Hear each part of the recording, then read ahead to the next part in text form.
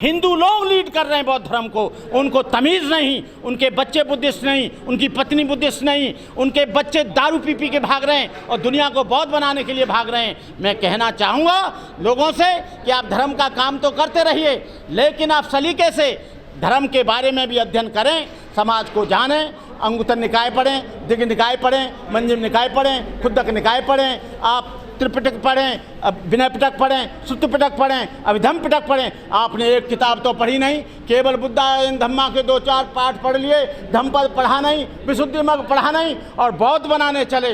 अरे बौद्ध तो तुम ये 2-4 बातें सीख ली, दुख और दुख का कारण, दुख का निवारण, दुख का मार्ग, अष्टांगिक मार्ग सीख लिया, इतना ही बौद्ध धर्म नहीं है। बौद्ध धर्म एक विशाल है, बौद्ध धर्म एक बहुत बड़ी आइडियोलॉजी है और सबसे बड़ा तो बौद्ध धर्म है how to behave, how to manners, how to educate, what is Buddhism, to maintain purity of life is Buddhism. There are 3 forms of purity, purity of mind, purity of speech, purity of body. जब तक आप जीवन में पवित्रता को नहीं जानेंगे, जब तक आप अपने जीवन में अनुशासन को नहीं जानेंगे, जब तक आप जीवन में सील को नहीं जानेंगे, जब तक आप भिक्षु की पवित्रता को नहीं जानेंगे। ये भिक्षु जो चीवर पहनता है ये व्यक्ति नहीं, ये एक प्रतीक है। झंडा हमारा होता है तिरंगा, वो हमारे लिए कपड़ा नहीं है, वो हमारे देश की शान और बान है, हमारे जीवन का एक प्रतीक है, हमारे देश का एक बहुत बड़ा महत्व है उसका। इस तरह से जो लोग चीवर को इग्नोर करेंगे वो लोग कभी भी आगे नहीं बढ़ सकते। मैं देखता हूँ, मुझे कहने में कोई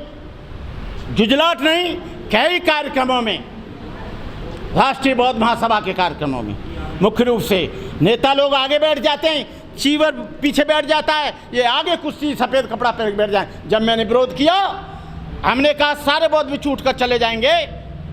धम्मप्रकाश भारती जी जब सांची में कार्यक्रम किया, जब आपके आगरा में कार्यक्रम किया, जब इन्होंने सारे कार्यक्रम में मुख्य वक्ता के रूप में रहा, लेकिन बहुत मुश्किल से जब हम लोग भागने लगे तब इन्होंने आगे से कुर्सी हटाई।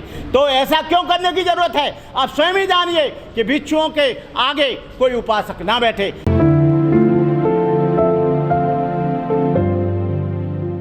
और बुद्ध धर्म को केवल बौद्ध भिक्षुओं ने फैलाया है, वहाँ पर किसी नेता के द्वारा नहीं फैला है, किसी व्यक्ति के द्वारा नहीं फैला है। आप राजाओं का सहयोग तो रहा, लेकिन दुनिया के परचम में आप जापान के मनोरम कोयासान में जाइए, तुम वुहान की बुद्ध शास्त्र में जाइए, अफगानिस्तान के बामियाना में जाइए, चाइना के होनसांग में जाइए, आप एलोरा जनता जाइए, आप कहीं भी जाइए, हर जगह बौद्ध भिक्षुओं ने काम किया। बौद्ध भिक्षुओं की वजह से ये सारी दुनिया, और बौद्ध विहार जो बनाए वो उपासकों ने नहीं, उपासकों ने बनाए, राजाओं ने बनाए, महाराजाओं ने बनाए। भिक्षु तो डेडिकेट समाज के लिए है, और जब तक जो समाज अपने धर्माचार्य का आदर नहीं करेगा वो समाज कभी जिंदा नहीं रह सकता।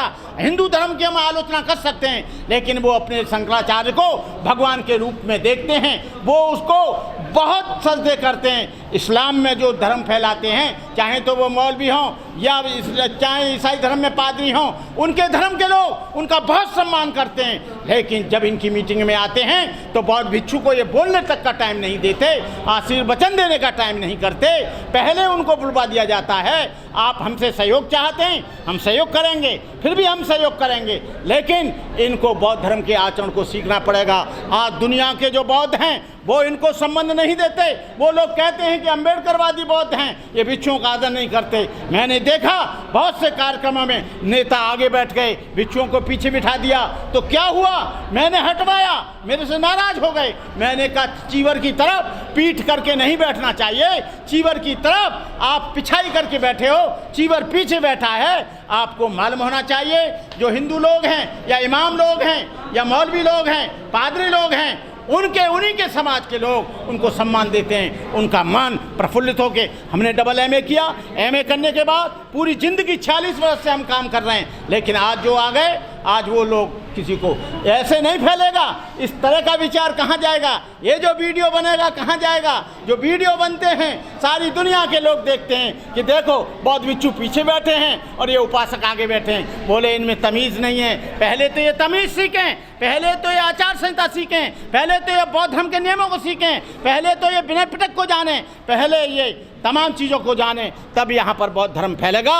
इसके अलावा आपको मालूम होना चाहिए थाईलैंड में, जापान में, आपके श्रीलंका में, आपके वियतनाम में कोई भी बौद्ध भिक्षु के बराबर भी नहीं बैठ सकता, वो नीचे बैठता है। अब जाकर देखना। और जब ये बैठ जाते हैं कहते हैं ये वो हैं जो चमार से आए, ये वो हैं जो महार से आए, ये वो हैं जो अंबेडकर का नाम लेते हैं। अरे अंबेडकर, बुद्धिज्म केवल ये भाषण नहीं है, बुद्धिज्म एक आचार संहिता है, बुद्धिज्म एक आचरण है, बुद्धिज्म एक शब्द है, बुद्धिज्म एक जीवन का चरित्र है। जब तक ये इसे नहीं जानेंगे तब तक बुद्ध धर्म नहीं फैलेगा।